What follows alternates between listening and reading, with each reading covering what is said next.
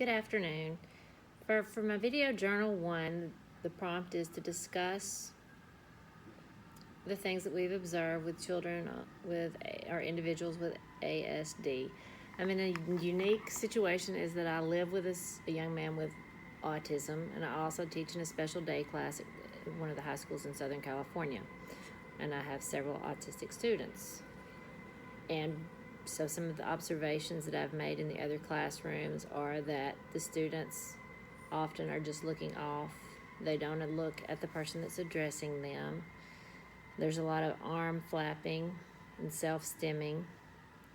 There's a lot of humming.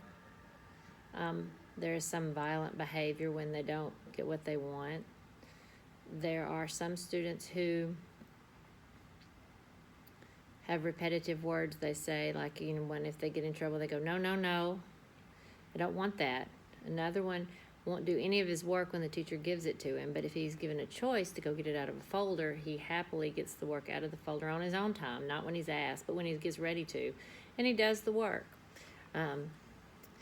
Today he had to go to a class he didn't want to go, and he had a complete meltdown, and it was like another child. He pacing, looking down at the ground, flapping his arms, talking about things that hadn't happened to him. And he was very upset, and he couldn't think of the words to use to say he just did not want to go to speech. He wanted to stay in the classroom and continue to read the story he's been reading. I've also noticed some of the children constantly rocking back and forth in a more severe setting.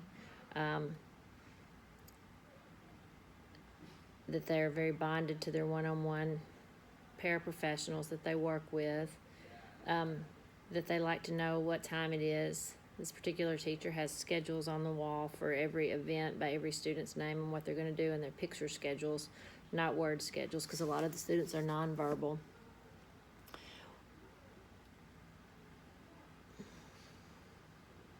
I have seen some sensory issues from watching the video. Most seem to relate to sound.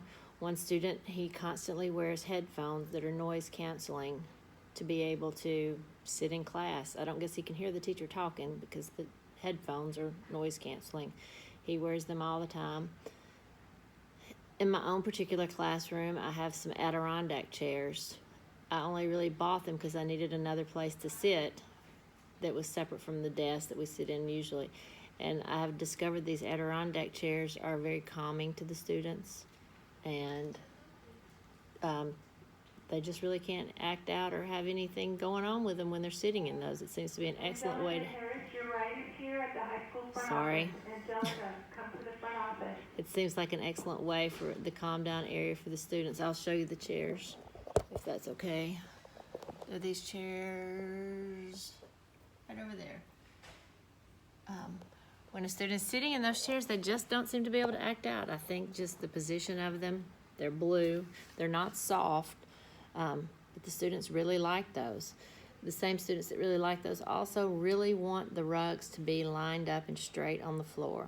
They like everything even and very orderly, which can sometimes be difficult for me. I'm not a particularly even orderly person, but I'm working on it. Those are some of the things that I've seen so far, that they have to have a schedule, and if they can't read, they like a visual schedule. They like the classroom to be neat and orderly. Things have to be lined up perfectly. Not the best speller in the world, and every once in a while one of them sees something I've written that might have a misspelled word in it or something, or another student has a misspelled word on the board and it has to be corrected before we can go any further. I really like that. They're really good at that. I've also seen a few things like the student I live with can remember what he's done every day of his life. If you say the date, he can remember. I used to think it was just coincidence until he was in my class and I could check the lesson plan book. And yeah, that's the day we talked about this or that. That's about it. Thank you very much.